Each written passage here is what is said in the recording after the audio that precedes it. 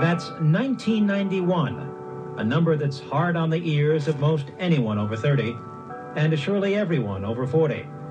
And speaking of numbers, have you checked out what it costs to go to college this year? I think it's expensive, but I think it pays off in the long run. You know, you're just investing in your future. There's a lot of financial aid available, so that helps out a lot. I don't think it's that bad. No, I think it's high. I disagree with what you say because I have to work constantly. The numbers are sobering, and while the state college system is still the best deal for in-state residents, the typical $5,000 to $6,000 price tag is enough to crush a family budget. And if a private college is your plan, consider these numbers, and a couple of part-time jobs perhaps. Last year I delivered pizzas, but this year I think I'll be working for one of my teachers. No doubt about it, a college degree costs plenty these days, plenty more than it did just a few years ago. But painful to the pocketbook as it can be, there are ways to cope, and they begin with a setting of priorities. 1 year at Dartmouth was about like a Chevy, that they went up about the same, and that was true till about 5 years ago. And for a lot of reasons, including Japanese competition, among others, that's not true anymore. You know, the cost of a Chevy is quite a bit less now than the cost of a year at Dartmouth. More like a BMW, right? Right, exactly, model. Yeah. So. $19,000, in fact, and next year you can probably call it $20,000. The cost of annual tuition, room and board in the Ivy League. Why is college so expensive? Well, some schools cite expansion projects put off back in the days of higher interest rates and fuel costs.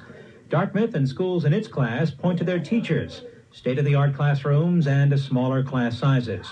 It doesn't come cheap, but it can come easier with planning. 2 exams left, yeah. Hoisington counseling a financial aid candidate when we visited Dartmouth last week. Over a third of the students get a financial aid award, including a scholarship.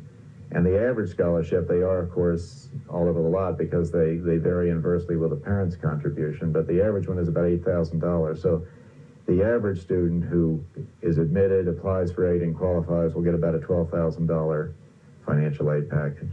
That's money for the asking, if the need can be shown. Okay, what is your name? Dan Estabrook is a Dartmouth senior. He lost his father to cancer shortly after his acceptance to the school 4 years ago.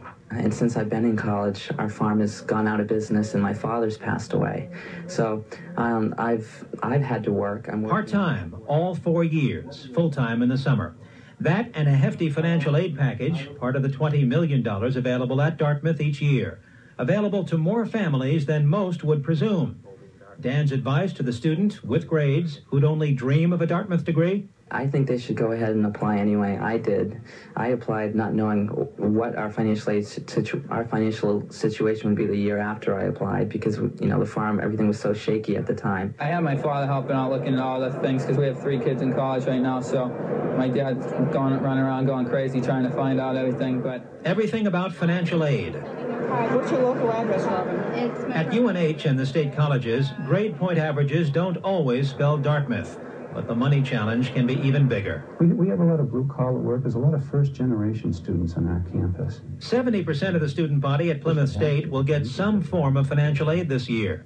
The average family income, $35,000. The typical student, let's say the typical in-state student who has to pay $5,800, say, let's say coming from that income range of $35,000, would be expected to contribute from their family around $3,000. A hefty sum, but payable by work-study, student guaranteed loans, or, in theory at least, federal scholarship. One of the things that's happened to us over time in the federal aid program, the dollar amounts for the last 5 or 6 years in the grant scholarship programs have stayed basically the same.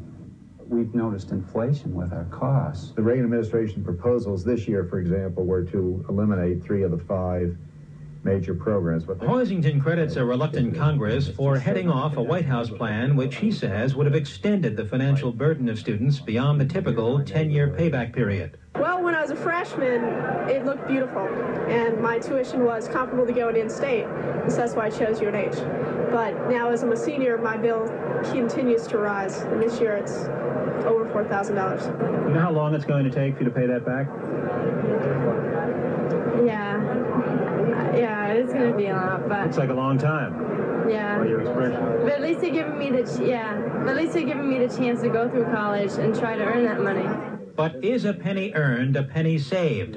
In the age of the two-income family, Hoisington cautions that college is not getting any cheaper. These young people would do well, he says, to consider their sons and daughters, the class of the 21st century. Try to avoid the mentality, the entitlement mentality of, oh, well, someday somebody will take care of it. Meanwhile, I'm too busy. I want to eat out every night, and we both have to have new cars every year. So people should save because that compound interest does work well for you if you start early. You know, the young man you saw earlier in that piece delivering pizza to get through college reminded me of a character in the movie Fast Times at Ridgemont High, a fellow named Spignoli, played by Sean Penn. But the young man also reminded me of the determination that these young people have across the board, apparently, to get through college in whatever way they can. You really have to give them credit. We sure do.